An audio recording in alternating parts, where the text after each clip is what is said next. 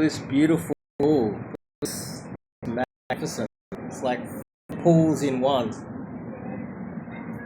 It is magnificent.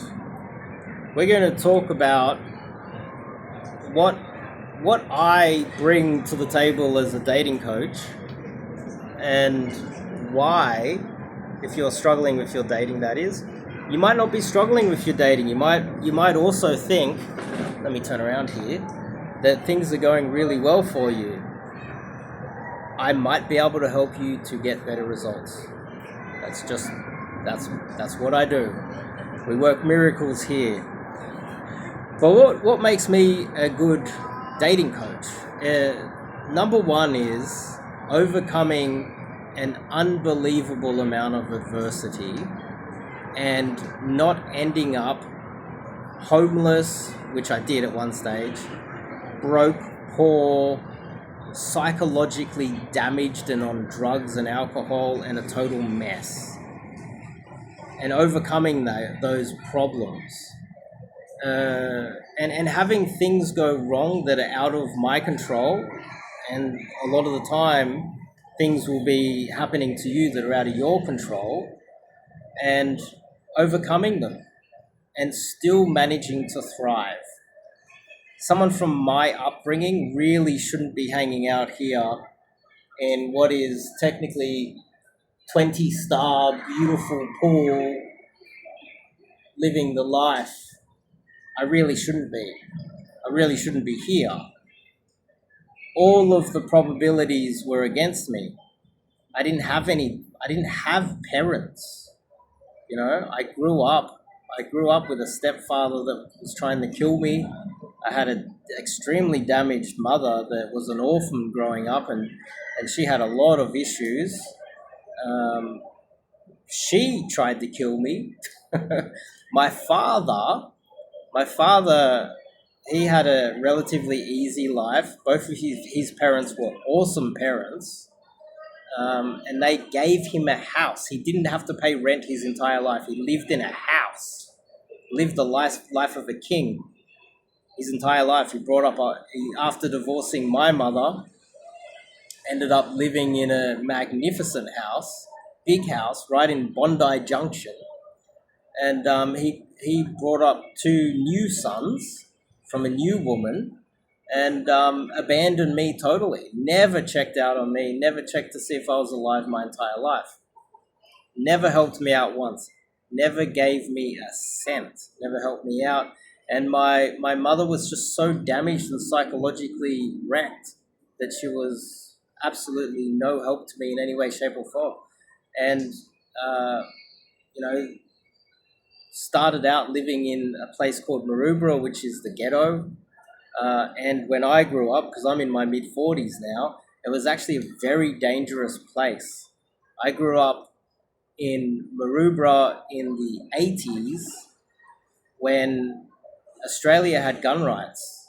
There was guns everywhere. There were shotguns under everybody's beds, and it was a very dangerous place. There was a lot of crime, a lot of drugs, and a lot of poverty. And Australia was a lot more dangerous of an environment back then. And so I obviously had a lot of psychological issues growing up, dealing with adversity. It was more because of the abuse and the threats and the legitimate danger to my livelihood, my life. And as I grew up, I got myself together in my 20s. Then another thing happened. It wasn't just family and not growing up with an education and being trapped, because as a child you're trapped. You don't get to choose your family. You don't get to choose that your mother's psychologically damaged, and your father abandons you. You don't get to choose that. It just happens to you. It's the one choice you don't get to make. And if you're not in a good situation, going to high school, it then affects your ability to go to university, and it sets you down a track that is hard to pull back. And people don't think about those things. It's like with many sports. I don't know, I've been watching Like with a lot of sports, one team gets a lot of momentum, and the team that is able to, absorb all of the pressure from the opposition, and then somehow flip the momentum in their favor and take back the ascend on top of the, like with like rugby league, it's hard to pull back and then absorb all of the pressure. Like even in the UFC, you're getting beaten down, absorb the pressure, and then flip it on your opponent. This can be a good metaphor for life. When you start out in a hard situation, it's hard to get out of it. It really is. And people don't take into account when you have a multimillionaire or an entrepreneur, he will often tell people all the time, I came from nothing and I worked so hard to get here. The reason is because it is just so difficult to turn that tide, turn the momentum in your favor. It's really difficult to do that.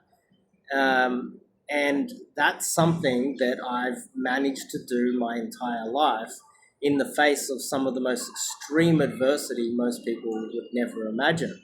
I ended up living in poverty, ended up homeless. My stepfather did everything he could to destroy my life as a child. He saw me as the problem, but really he was an alcoholic. He was actually the problem. And I ended up homeless at a young age. You can read my book, The Disabled Casanova. It's called The Disabled Casanova because with all of the financial problems, education, career, all of the family issues, you're on your own, basically. And a lot of people out there, they can, maybe you watching this right now, you can relate. Maybe you're going through a lot. You might not have gone to the depths that I've seen, but that's why I'm able to help you. Then in my late 20s, out of nowhere, my hips started hurting and I needed a hip replacement. Then it turns out I needed 2 hip replacements. I needed 3 surgeries just to be able to walk again.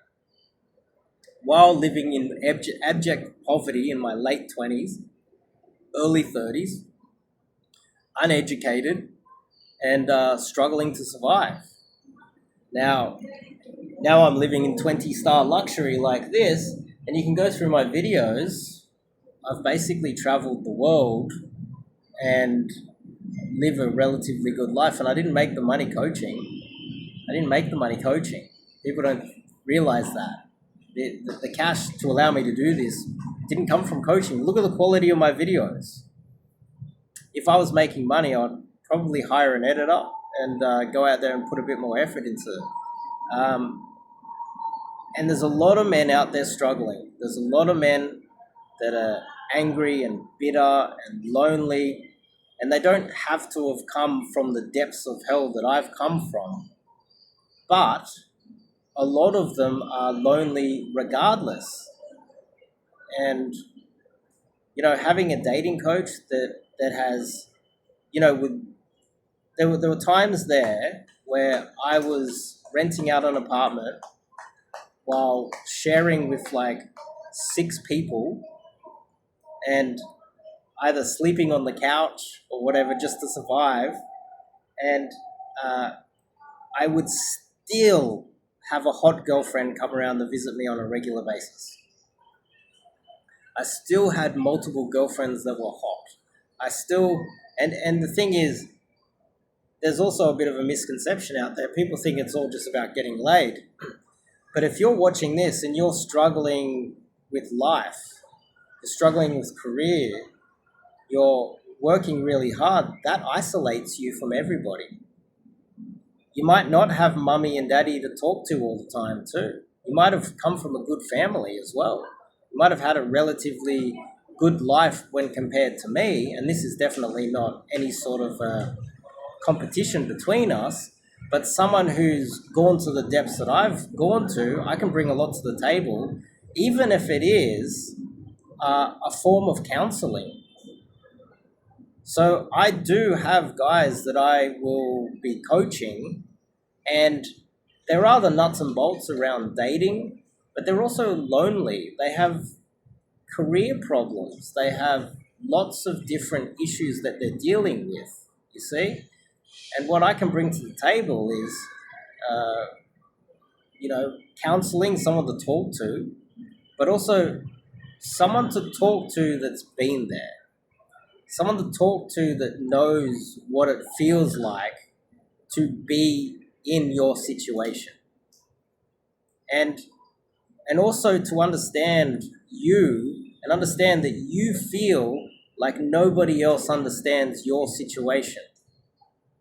And talking to someone like myself that understands not exactly, but in a way, your situation and and knows what it feels like to be isolated like you and alone and not having people around that support you, and having someone like myself that you can call all the time, you can get on a phone call, we can talk, and someone that's in your corner cheering for you, someone that is actively doing everything he can to help you.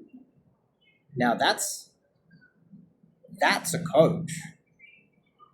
It's not just, oh, here's the ABC little trick to get your little dicky wet. That's not what we do here. We do get guys lays, lots of lays. The other aspect of that is that you have to date a lot of women to find a good one. You have to go, like women have this classic saying that you have to kiss a lot of toads before you meet the handsome man or whatever it is. Because I think you kiss a toad and then he turns into a, what is it? It's like a fairy tale. But you have to date a lot of women before you find a good one. There's a lot of bad women out there, and so you have to do volume. There's no other way unless you get lucky, and it is possible you can get lucky. Literally, the first girl you ever speak to could be a good one, and it does happen. But on average, percentage-wise, the probabilities are not in your favor of that happening, because a large percentage of women are either not in the right. It's not the right time for them to be dating anyone right now, or they're just not in the mood right now. It's you happen to be in the wrong area or in your life at the wrong, wrong part of your life when you meet them, and not in the right headspace as well.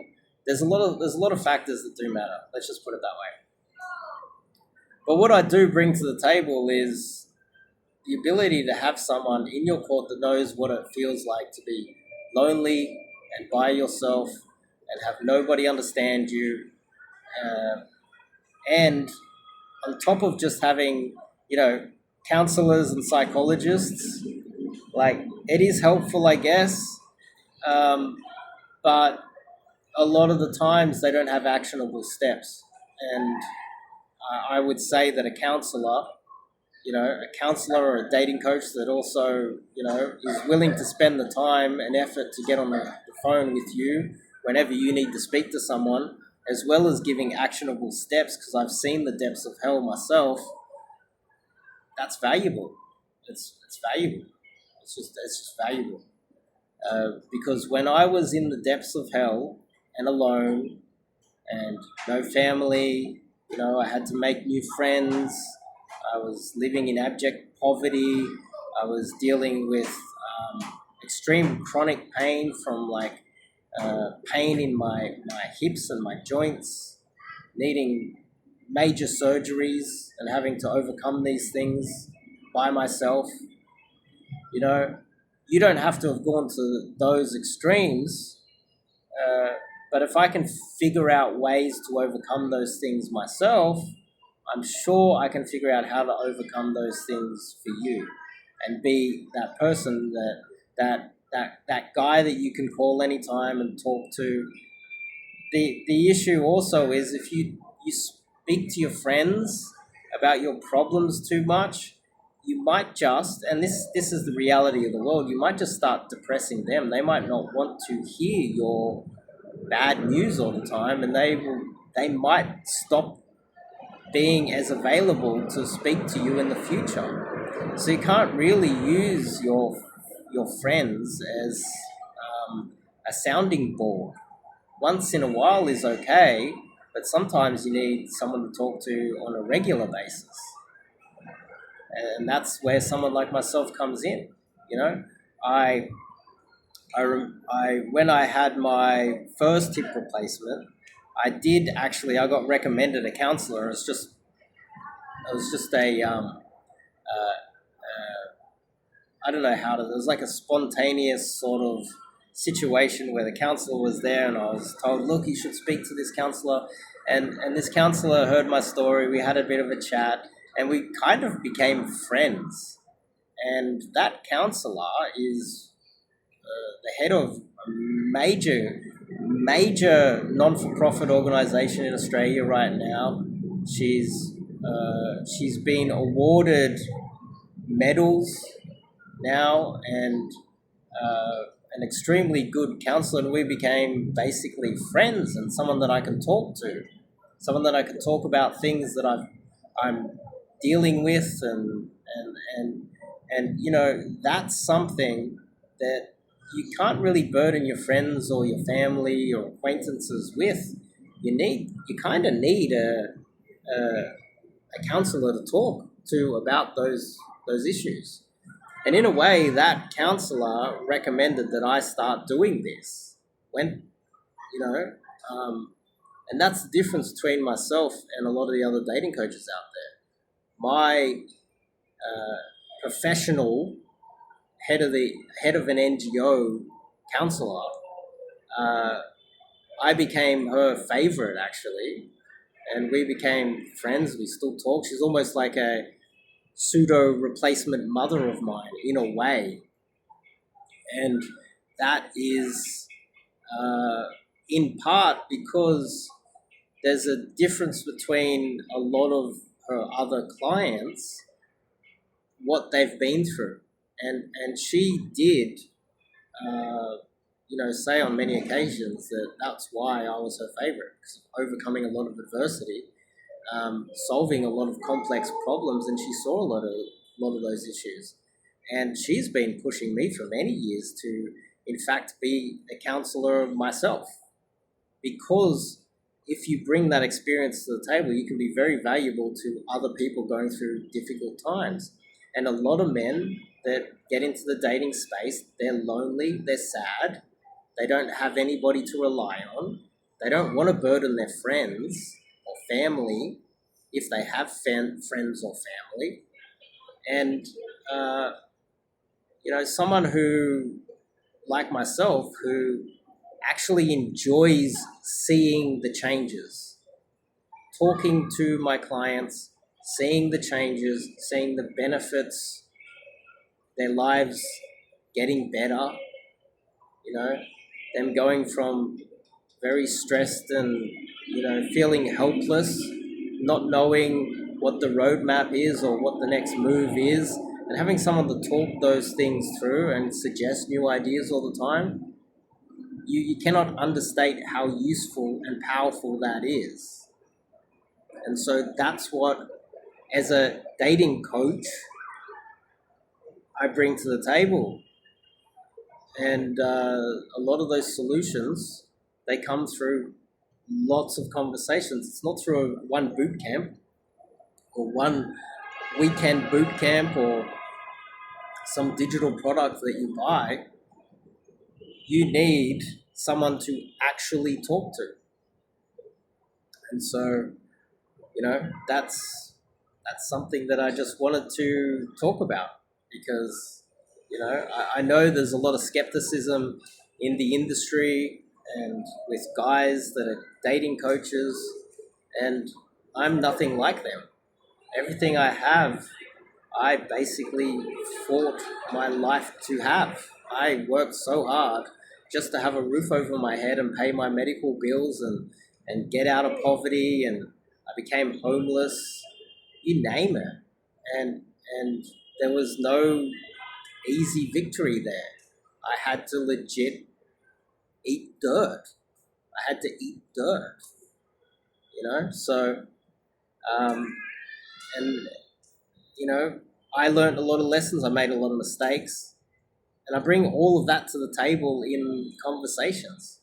So, you know, there's a lot of guys that I have seen, that I have coached, that have come from awful situations, lonely, sad, guys that are, you know, have never had a girlfriend, and we've worked through their problems and solved a lot of their problems, and then they've gone out there and got themselves, you know, bringing love into your life cannot be understated.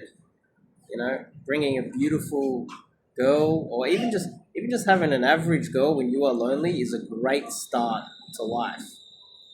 A lot of the scam coaches out there, they're going to say, oh, if your coach doesn't get you tens, scammers.